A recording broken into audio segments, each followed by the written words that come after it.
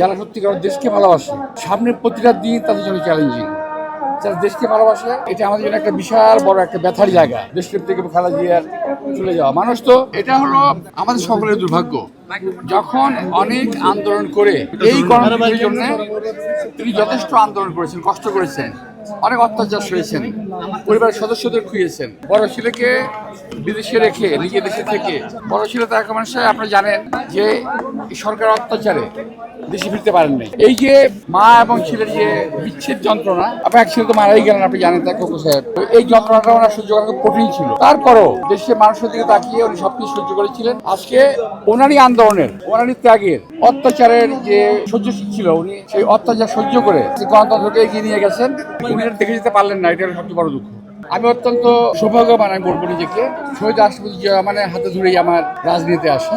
BNP জন্মলগ্ন থেকে প্রতিষ্ঠালগ্ন থেকেই দল আমি ছিলাম। অতঃপর আমার রাজনীতি লালিত হয়েছে আমাদের নেতা জিয়া রহমান সাহেবের মৃত্যুর পরে দেশনেত্রী বেগম খালেদা জিয়া, ওনার হাতে আমার রাজনীতি, আমার নিজের জীবন লালিত হয়েছে। ওনার স্নেহ সান্নিধ্যেই বড় হয়েছি। রাজনীতি আজকে যেখানে আমার অবস্থান, এটা সবকিছুই মূলে ছিল ওনারই অবদান। এই মুহূর্তে অনেক কিছু বলা আমার পক্ষে খুব ডিফিকাল্ট। ওনার সঙ্গে কথা বলতে গেলে মনে হয় সবকিছু অকেজ হয়ে যায়, আমার সকল কিছু বোধ অকেজ হয়ে যায়, আমি কথা বলতে কষ্ট হয়। এটা আমাদের জন্য একটা বিশাল বড় একটা ব্যথার জায়গা। দেশপ্রেম থেকে খেলা দিয়ে আর চলে যাওয়া মানুষ, তো মানুষের মৃত্যু হবে, এটা স্বাভাবিক। সকল স্বাভাবিক মৃত্যুকে মেনে নেওয়া যায়, কিন্তু এই মৃত্যুটাকে মেনে নেওয়া কষ্ট হচ্ছে এই কারণে যিনি ওনাকে অযথাই অত্যাচার করে, অনাচার করে, বিনা চিকিৎসায়, এবং অলমোস্ট এই জায়গা থেকে বলা আমার ঠিক না, যদিও তারপর আমি বলছি, সেটা হলো আমি বারবার বলেছি, মিটিং এ বলেছি যে ওনাকে এমন কিছু করা হয়েছিল স্লো পয়জনিং, যাতে উনি বেঁচে না থাকেন। এইভাবেই ওনাকে আমাদের কাছে চিনিয়ে নেওয়া হলো। এটাই হলো আমাদের ব্যথার জায়গাটা, এটাই হলো আমাদের পেইনের জায়গাটা। এই জায়গাটা যে যখন তুমি যেটাকে এনজয় করবে না, এখন একটা কিছু করে তুললেন, সেই দেশবাসী এনজয় করতেছে, ভোগ করছে, এরকম দেখতে পারলেন না।